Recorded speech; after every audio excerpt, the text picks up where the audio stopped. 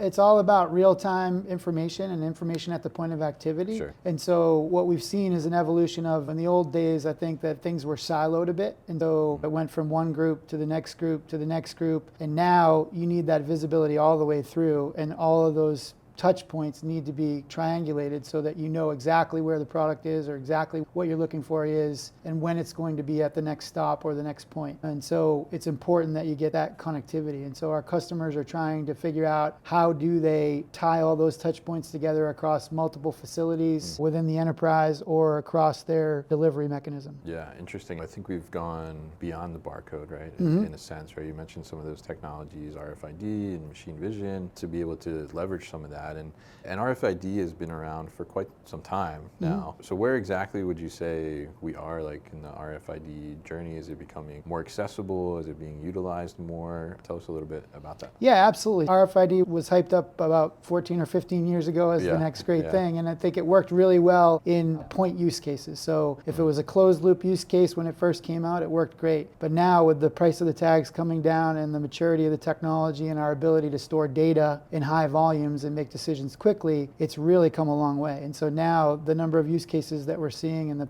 problems that it solves are very powerful. So we're doing a lot with that technology now, that combined with Bluetooth and other technologies to really drive chain of custody and real-time understanding of where things are. Interesting. And you mentioned the problem that it solves, right? So tell us a little bit about what is the best use case or problem for RFID to solve? Yeah, so if you think about it, the RFID technologies allows you to get a read on a product without doing a physical scan. Right? And so that really differentiates how you can track what's coming in or what's coming out or movement through specific points without a human interaction. And so in the old days, when you think about back to when I first started, you had to scan everything, right? Every single box or every single barcode label had to be scanned physically. And so that takes time. And it also is important for the human who's in the loop there to make sure that they actually scanned every box, right? If you're scanning, imagine 100 boxes on a pallet. If you miss one or two, you don't really know that you might have missed one or two, right? Or and your trigger finger gets tired. tired. Exactly. Too, right? If your finger gets tired or late in the day, or the barcode is scratched, or there's some issue with the read. And so now with the RFID technology, you're able to get that read without having to have interaction. So if you think about it, and you'll see it out on the floor there, you can go through portals or you can read as you're coming off a truck